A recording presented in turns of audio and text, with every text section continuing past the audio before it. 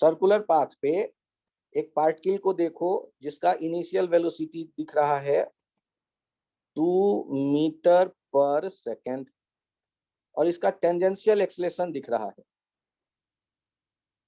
3 metre per second square. और ये कब का कहानी है? टाइम 0 का। रेडियस दिख रहा है 3 मीटर। आपको बताना है t इक्वल्स टू 3 सेकेंड पर वेलोसिटी कितना होगा, सेंट्रीपिटल एक्सेलरेशन कितना होगा, ओमेगा कितना होगा, अल्फा कितना होगा और ए टेंजेंशियल कितना होगा, ए कितना होगा। बस इतनी जानकारी चाहिए। तो ध्यान रखिए आज से, ए टेंजेंशियल क्या करता है? स्पीड बदलता है। तो सॉल्व करते वक्त ध्यान से देखिए, ए टेंजेंशियल यदि कांस्टेंट है इफ इतना, तो कंसेप्ट कहता है then use v equals to u plus a tangential into t. v square equals to u square a tangential into 2 into a tangential into s। s equals to ut plus half a tangential into t square. ध्यान से देख लीजिए।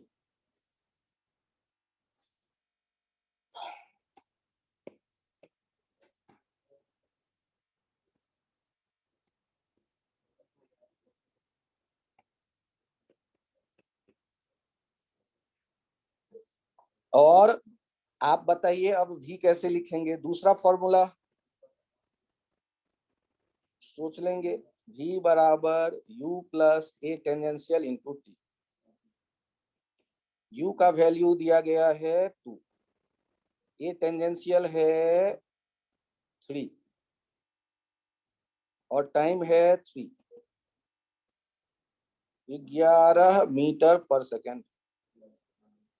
इस centripetal का formula याद है आपको, v square by R, 11 square by 3, 121 by 3 metre per second square.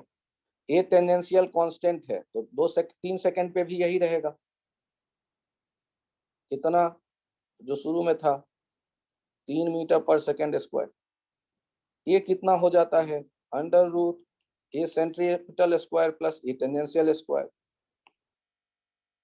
Omega कितना हो जाता है? याद करिए, तो याद रखा हुआ है आपने v by r. v by r का मतलब 11/3 और अल्फा कितना हो जाता है? A tangential by r, 3/3, 1 radian per second square, radian per second. Note कर लीजिए। और अब बताइए सक्षम, क्या ये समझ में आया या ये भी वेटिंग में रह गया आइडिया? सर आ गया। बहुत बढ़िया, नोट कर लीजिए।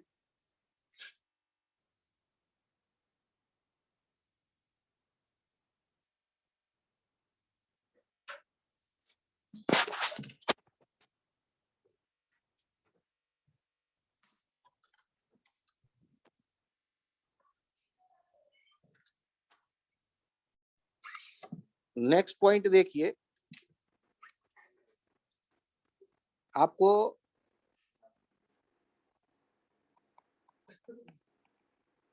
Friction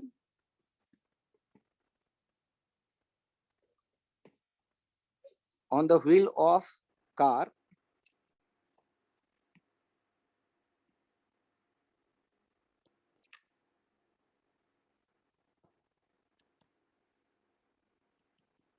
will be static in nature.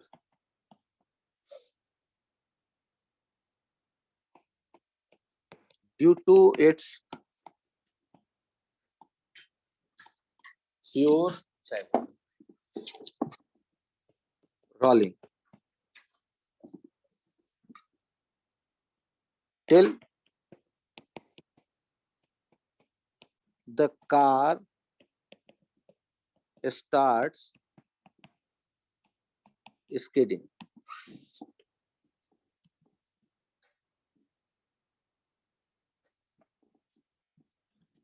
ये टिल वर्ड यदि कंफ्यूज करे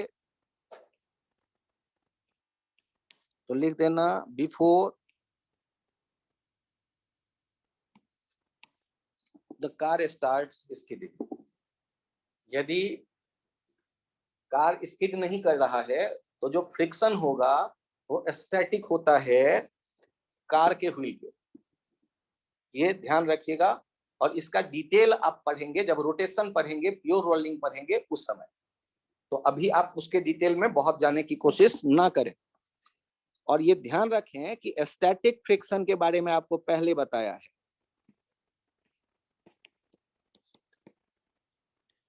static friction is self adjusting in nature. Static friction is self-adjusting in nature. Hence, direction of static friction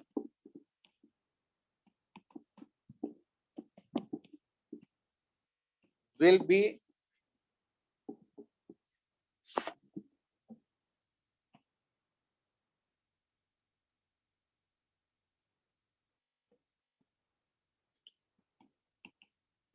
described by the need of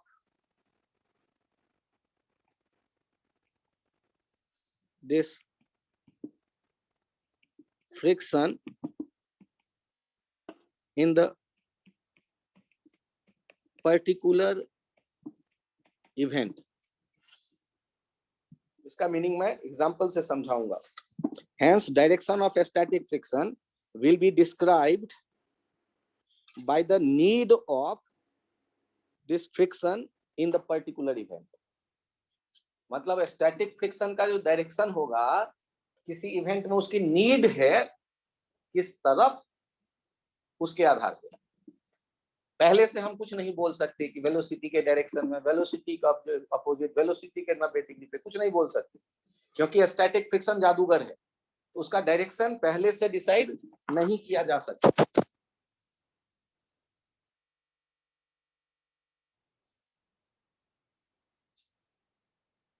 आप need को कैसे देखते हैं? क्या पिछले पेज पे लिख चुके?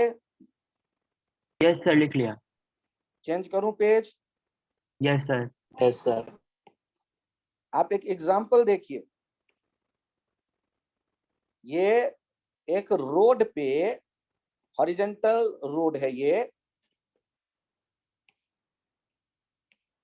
Horizontal rough curved road.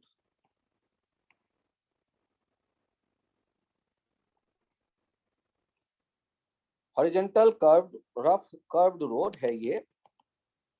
अब मुझे बताइए कि यदि यहां वेलोसिटी की मैं बात करता हूं और ये रेडियस दिया गया है कर्व रोड का 50 मीटर,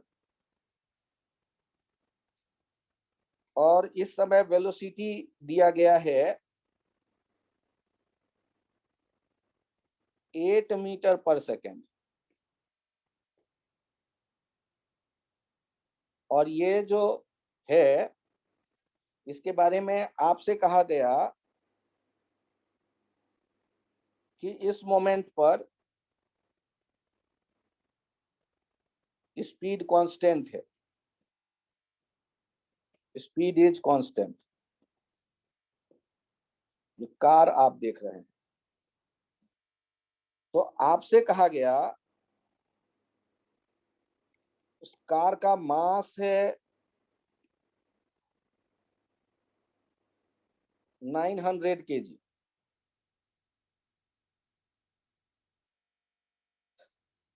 कार का स्पीड आप देख ही चुके, जो कांस्टेंट है 8 मीटर पर सेकेंड। रेडियस देख चुके।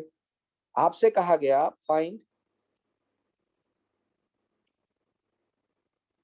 Value of friction acting on the car.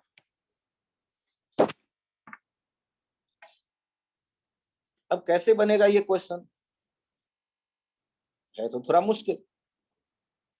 तो फिलहाल ये बताइए, जब आप सॉल्व करने लगेंगे इस क्वेश्चन को, तो सॉल्व करते वक्त पहला काम तो यही करेंगे कि एफबीडी बनाएंगे।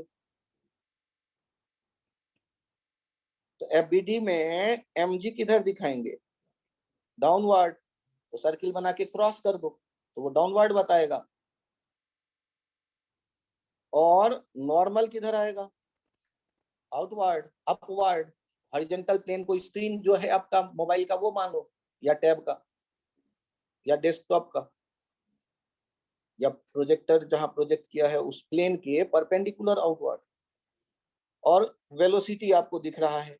मुझे बताओ, यदि पाथ सर्कुलर है तो सेंट्रीपिटल एक्सेलरेशन तो होगा ही होगा ना, और कुछ हो ना हो। ये एक्सेलरेशन कौन देगा, क्या नॉर्मल दे सकता है, क्या एमजी दे सकता है? तो ऑब्वियस है एक ही बचा जो दे सकता है, और वो कौन है जो दे सकता है, और वो है फ्रिक्शन। तो ये जो आया होगा एक्सेलरेशन, ये किसके कारण आया होगा, फ्रिक्शन के कारण। और एफ एस लिखिए जिससे आप कॉन्फिडेंट हो जाए कि इधर है, इसलिए क्योंकि वो स्टैटिक फ्रिक्शन है। जादूगर उसकी रीड जिधर होगी उधर वो आ जाएगा। यदि स्मूथ होगा रोड तो कार टर्न ही नहीं ले पाएगी, क्योंकि एक्सेलरेशन नहीं मिलेगा, क्योंकि फ्रिक्शन नहीं होगा। वो स्ट्रेट सामने वाले को जाके हिट कर देगा। यदि सामने खेत है तो खेत में जाने वाली है गाड़ी, मुड़ेगी ही नहीं। मुड़ेगी तभी जब ये फ्रिक्शन होगा। और ये फ्रिक्शन जादूगर है, जिधर नीड होती है उधर आ जाता है टायर पे। सर मेरी गाड़ी तो 20 साल पुरानी है, टायर घिस गई है, तो भी गाड़ी नहीं मुड़ेगी, फिर सामने वाले को हिट करने वाली है, क्योंकि फ्रिक्शन तो चाहिए। अब ये फ्रिक्शन कितना, एफ एस हो जाएगा कितना, तो m into v square by r. क्यों, क्योंकि F centripetal equals to m into a centripetal. तो सेंटर की तरफ अभी इकलौता फोर्स है, और किसी का कंपोनेंट भी नहीं आने वाला है। तो ये किसके बराबर लिख देंगे, 900 इंटू 8 बाई आर। आर कितना है 50, एक तो जीरो ये गया, 1152 न्यूटन। कितना आ गया 1152 न्यूटन, क्योंकि ये फोर्स है। तो स्टैटिक फ्रिक्शन को आपने कैसे महसूस किया? तो मैंने आपसे कहा कि रोलिंग में स्टैटिक फ्रिक्शन होता है, मेरी बात मान लो। और यदि नहीं होगा स्टैटिक फ्रिक्शन, तो फिर कार मुड़ती ही नहीं सड़क पे, वो सीधे जाके हिट करती, मुड़ना ही असंभव हो जाता, क्योंकि इधर कोई फोर्स नहीं है। ये स्टैटिक ही है जिसके कारण मुड़ना पॉसिबल हो पाया।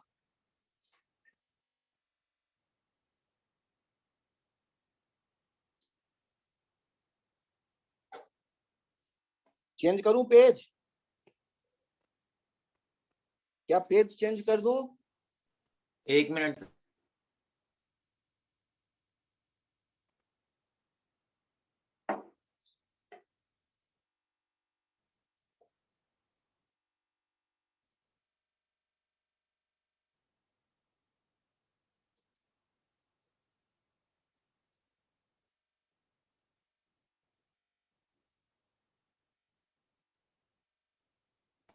Yes sir.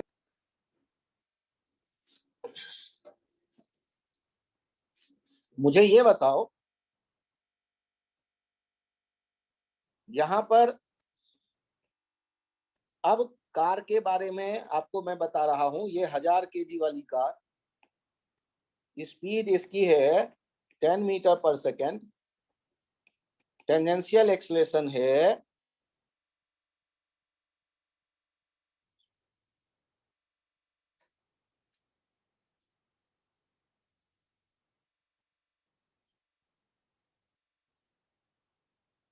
ये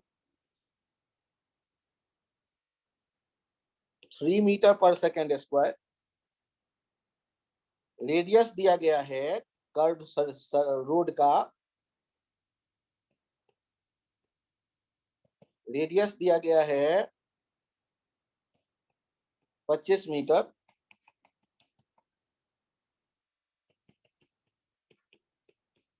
हॉरिजॉन्टल रफ कर्व्ड रोड है,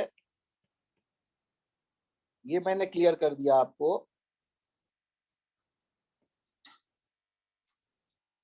और अब आपको बताना है फाइंड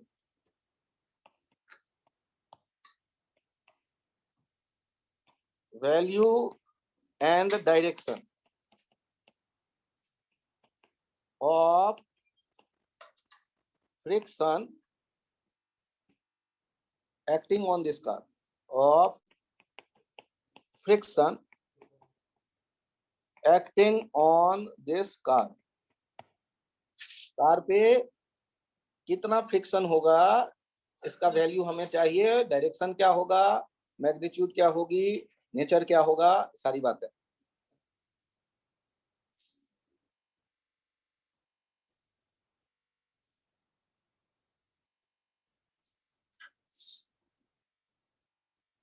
एट दिस मोमेंट, अभी जो मोमेंट है उसी मोमेंट पे,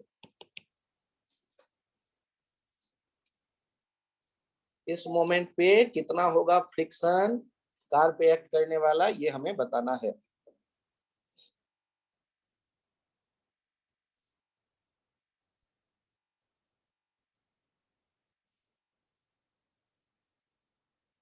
find value and direction, value के साथ नेचर भी लिख दो। Find nature, value and direction.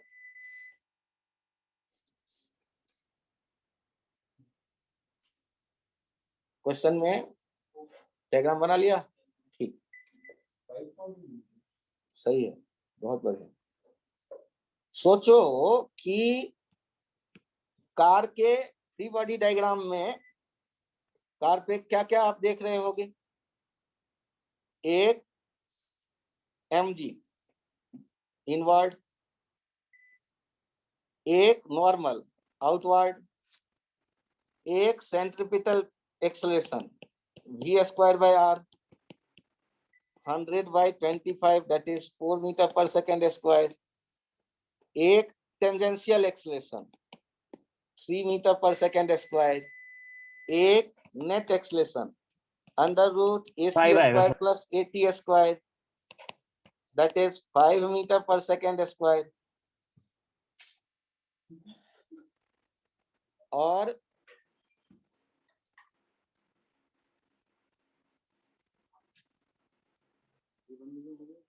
अभी लाइट करके थी इसलिए ऑन कर दीजिए।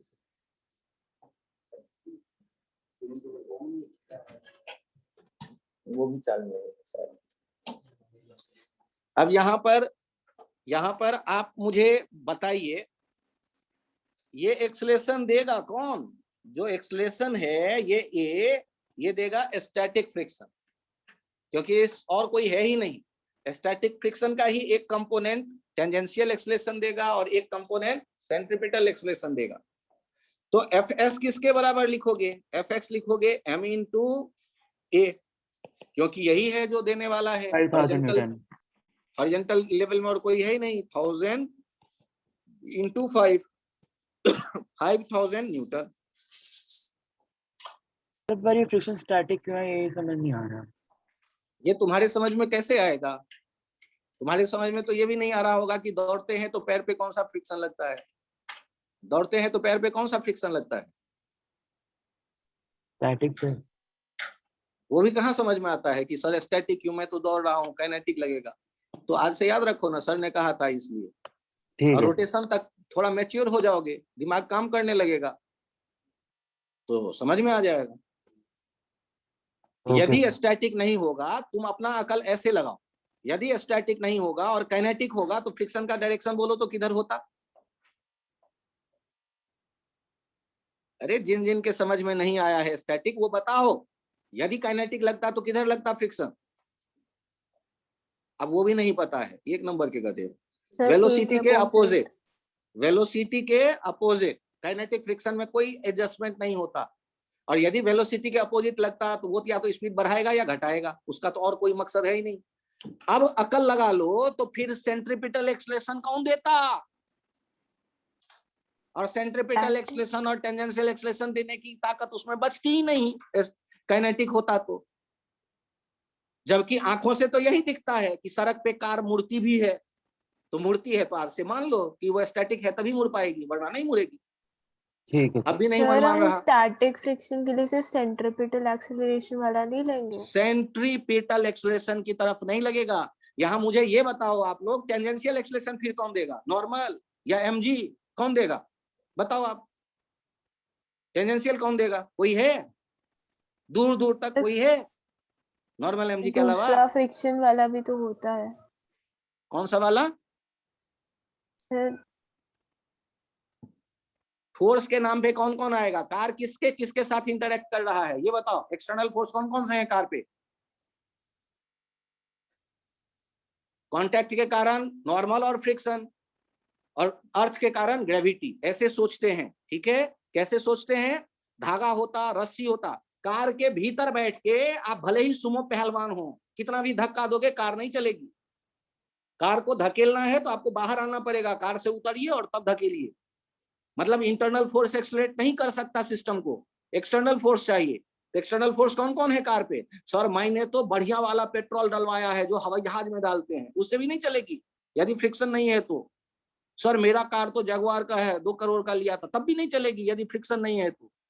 ग्राउंड में फ्रिक्शन चाहिए, वो एक्सटर्नल फोर्स होगा, वही आपको एक्सलेट करेगा, वही आपको सड़क पे मोड़ेगा। और यदि काइनेटिक फ्रिक्शन होता, जिन बच्चों के समझ में नहीं आ रहा है स्टैटिक, यदि काइनेटिक फ्रिक्शन होता टायर पे तो कार कभी आगे नहीं बढ़ पाती, क्योंकि वेलोसिटी आगे है तो काइनेटिक पीछे लगता, तो आगे कौन ले जाता? सर मैं तो भीतर बैठ के धक्का दे रहा हूं, उससे थोड़ी ना कार चलती है। फिर तो पेट्रोल बेकार में भर पाते हो, धक्का ही दे लेते। तो इसका मतलब हुआ कि टायर पे स्टैटिक फ्रिक्शन है, तभी वो एक्सलरेट होते समय आगे फ्रिक्शन का डायरेक्शन है और रिटार्ड होते समय पीछे डायरेक्शन है, क्योंकि जादूगर है, जिधर उसकी नीड होती है उधर वो आ जाता है। काइनेटिक में कोई जादूगरी नहीं है। तो अभी हॉरिजॉन्टल प्लेन में एक ही फोर्स है एक्सटर्नल जो कार पे लग रही है, दैट इज स्टैटिक फ्रिक्शन। उसका एक component required centripetal force acceleration देगा और दूसरा कंपोनेंट रिक्वायर्ड टेंजेंशियल एक्सलेशन देगा। जिनके ये समझ में आ गए हो हैंड राइज करो, और बाकी सो जाओ, अभी नहीं समझ में आएगा मान लो, क्योंकि इसके बिना ये काम ही नहीं चलने वाला है, पूरा चैप्टर डूबने वाला है। फिर से हैंड राइज करो जिनके समझ में आ गया है।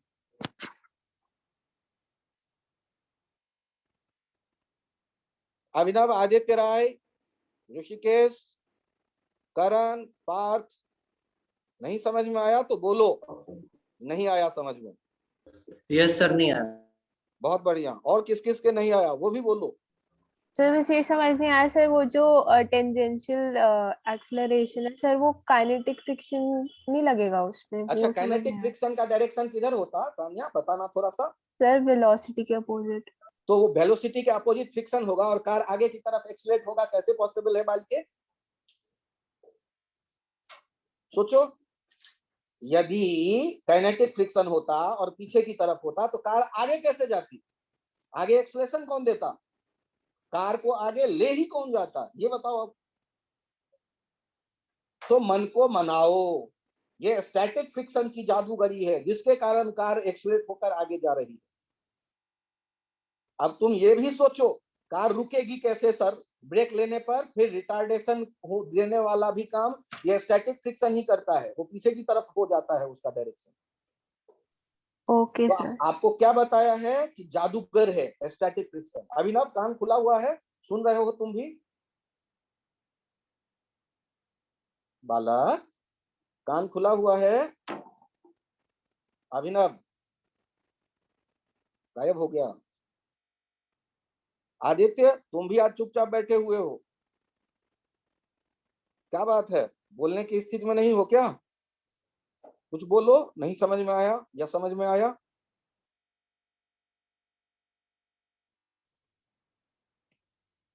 तुम लोग तो कर्व छोड़ दो, कर्व ही नहीं समझ में नहीं आएगा, मान लेते हैं 2 मिनट के लिए। ले कार सीधी सड़क पे जा रही है 6 मीटर पर सेकंड से और एक्सेलरेशन है टेंजेंशियल 2 मीटर पर सेकंड स्क्वायर, और कार का जो मास है, ये कार का मास दिया गया है 1200 kg। बताओ तो, हॉरिजॉन्टल रफ रोड है,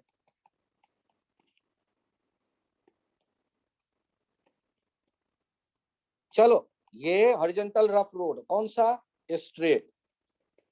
चलो कॉपी पे ये भी एग्जांपल सब कोई लिखो। Find nature, direction and value of static friction, value of friction acting on this car.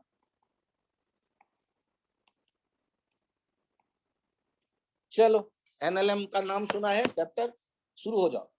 FBT बनाओ, एफ बराबर एम ए लिखो, देखो क्या आता है रिजल्ट। यदि कुछ आ जाए तो बताना।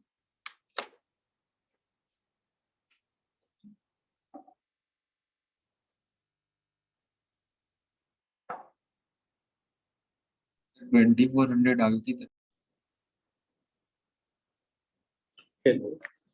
इस एग्जांपल में हम लोग देख रहे हैं मैक्सिमम सेफ स्पीड।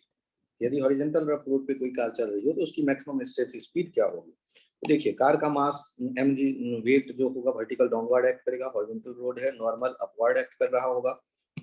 यदि हम लोग बात करते हैं ए सेंट्रीपिटल v²/r, तो ये कौन प्रोवाइड कर रहा होगा, ये सेंट्रीपिटल प्रोवाइड कर रहा होगा v²/r सेंट्रीपिटल एक्सेलरेशन फ्रिक्शन, क्योंकि हॉरिजॉन्टल प्लेन में और कोई है ही नहीं जो रह सकता है। तो हम लोग क्या कहेंगे, Fs equals to m into a centripetal. Fs ये हो जाएगा Fs इक्वल्स टू mv²/r, और ये क्या होना चाहिए, लेस देन और equals to μm, less than और इक्वल्स टू μmg। तो ये हो गया v², तो v should be less than और इक्वल्स टू μg। तो यहाँ पर हमने v पता कर लिया। इसमें कोई कंफ्यूजन हो तो बताएं।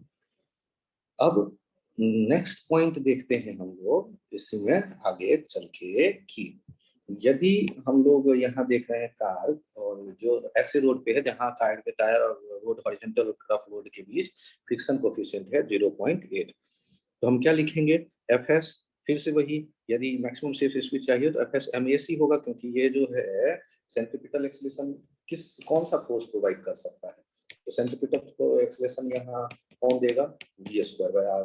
ये देखिए mg किधर डाउनवर्ड, नॉर्मल किधर अपवर्ड, और सेंट्रीपिटल एक्सेलरेशन आ गया है v²/r। अब ये यदि v²/r इस तरफ देख रहे हैं तो ये देने वाला है F फ्रिक्शन, तो Fs हो जाएगा ma सेंट्रीपिटल mv²/r, और वो लेस देन और इक्वल्स टू स्टैटिक फ्रिक्शन की limiting value μmg, n mg के बराबर है, वर्टिकल डाउनवर्ड में नेट फोर्स 0 होने के कारण n इक्वल्स टू mg। तो यहाँ से v सेफ आ गया, v should be less than और इक्वल्स टू √ जो μgr 0.8। इसे फॉर्मूले की तरह डायरेक्ट भी यूज कर सकते हैं, और हमें पता चल गया मैक्सिमम सेफ स्पीड। ठीक है, और टायर पे स्टैटिक फ्रिक्शन ही लगता है, क्यों, काइनेटिक लगता तो क्या होता, काइनेटिक लगता तो हीट जनरेट होता, टायर पिघल जाते, और स्टैटिक होने के कारण हम क्या कह रहे हैं कि ये जिधर नीड होती है उधर वो आ जाता है। इसके समझाने के लिए मैंने आपसे ये कहा कि मान लो हॉरिजॉन्टल रोड होता, और हॉरिजॉन्टल रोड पे कार आगे जा रही होती 6 मीटर पर सेकंड से, और इसकी एक्सेलरेशन होता 2 मीटर पर सेकंड स्क्वायर। सोचो ना, नॉर्मल और mg का डायरेक्शन किधर होता, mg डाउनवर्ड और नॉर्मल और अपवर्ड, ये तो एक्सेलरेट कर ही नहीं सकते थे। तो कार पे मास दिया है 1200 kg, और हमने पूछ लिया आपसे कि बताओ फ्रिक्शन कितना होगा, किस नेचर का होगा और किस डायरेक्शन में होगा। तो हम एफबीटी बनाकर जब आगे इसको सॉल्व करते हैं तो नॉर्मल mg तो एक दूसरे को बैलेंस कर रहे होंगे, ये वर्टिकल अप और डाउन है, लेकिन हॉरिजॉन्टल रोड पे ये देगा कौन, तो ये कौन देगा, Fs देगा, क्योंकि स्टैटिक फ्रिक्शन जादूगर होता है, जिधर उसकी नीड होती है उधर आ जाता है, ये ध्यान रखिएगा। तो वो अभी आगे आ गया, ये नहीं कि वेलोसिटी के अपोजिट लगेगा, वेलोसिटी से नहीं मतलब है उसका, वो आगे आ गया हॉरिजॉन्टल डायरेक्शन में आगे, क्योंकि एक्सेलरेशन यही दे सकता है, n और mg नहीं दे सकता। यदि स्मूथ सरफेस हुआ तो कतई नहीं मिलेगा आपको एक्सेलरेशन। तो अब यहाँ पर ये देखिए Fs किसके बराबर, ma, तो Fs यहाँ हमारे सामने जो आ गया ma, तो सॉल्व कर लेते हैं, ये आ गया कितना 2400 newton. Thank you. Bye bye.